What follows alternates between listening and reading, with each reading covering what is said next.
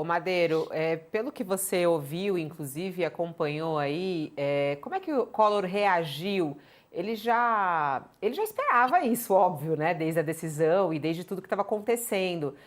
Mas houve essa situação, né, de ele ir de madrugada para o aeroporto. Você conta um pouco disso na sua coluna também, né? Aí não tinham muitos jornalistas ali no aeroporto. E de repente houve essa surpresa de ele indo para o aeroporto, ele indo para Brasília e de repente vem a prisão.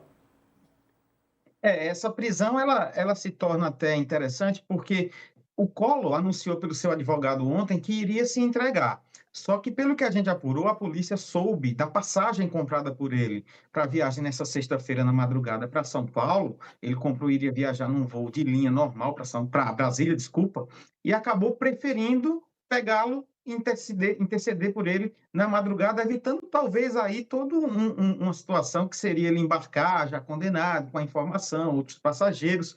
Então, ele foi preso num horário que não havia movimentação, não houve informações do local exato da prisão, se foi no aeroporto, se foi na saída da casa dele, se foi no trajeto, mas a informação que tem tanto da defesa como da PF é que ele estava com passagem marcada e iria embarcar para Brasília. Então, ele não representou resistência, né? Collor é um senhor de 75 anos já também, não teria sentido com a condenação ele reagir.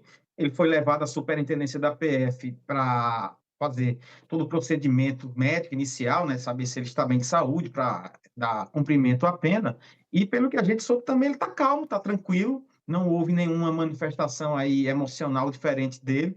Ele aceitou bem a prisão e apenas agora aguarda o desfecho de como será o cumprimento, onde será, na verdade, o cumprimento da pena do Collor de 8 anos e 10 meses de prisão. Tá aí, Madeiro. E o clima em Alagoas, né? Até você que mora em Maceió, o Madeiro, a gente fica até pensando, né, nessa situação do Fernando Collor de Mello. Ele que foi presidente, da República, eleito, inclusive, com essa situação, de caça dos marajás. E aí a Thaís Bilenque aqui falando sobre os carros de luxo, a vida de luxo, a família de luxo, até mesmo de Fernando Collor. Como que ele é visto pelo povo alagoano, né? Que é o berço político de Fernando Collor. Como é que é essa sensação e esse sentimento da prisão aí de Fernando Collor? Olha, a prisão do Collor, como esperado, né, se causou imensa repercussão no país, você imagina como está Alagoas, né? Alagoas sempre foi um estado muito generoso eleitoralmente com o Collor, né? O Collor foi eleito aqui governador, deputado federal, 2 vezes senador, mas a sua volta ao governo nunca foi aceita após a saída do impeachment, né? Daqui a pouco a gente vai estar soltando até uma matéria, né, que eu escrevi contando um pouco dessa história dele com as eleições em Alagoas. Ele é uma pessoa que sempre foi muito querido pelas classes mais baixas, né? No interior, tem um bairro aqui, inclusive, o Vergel do Lago, que é onde ele construiu um grande conjunto habitacional quando governador, e sempre foi tratado como reduto do Collor. Então, houve uma comoção, aí já a matéria então já está no ar, mas uma comoção para explicar um pouco também essa matéria de como o Collor se sustentou no poder, sempre estando flertando com quem estava no poder, né? Foi assim quando ele voltou à política com o próprio Lula, depois ele passou a apoiar a Dilma, depois ele ficou do lado do Michel Temer, e depois, apesar do começo que ele não apoiava o Bolsonaro, ele passou também a se coligar ali, se aliar ao Bolsonaro, então seria até estranho o Collor fazer qualquer tipo de manifestação ideológica. Ao longo do tempo, ele foi se adaptando aos discursos dos presidentes, fazendo toda uma ligação e também recebendo benefícios por isso, né? O Collor foi condenado por ser um influente na indicação de um cargo na BR Distribuidora, que foi lá que surgiu o esquema de corrupção, segundo foi denunciado pela PGR e condenado agora pelo STF. Ou seja, ele tinha um poder diante do governo federal para indicar pessoas, para conseguir verbas, para fazer investimentos, e nesse meio é até interessante falar, porque o Collor tem outro litígio ainda pela frente, muito importante para ele, que é no STJ para manter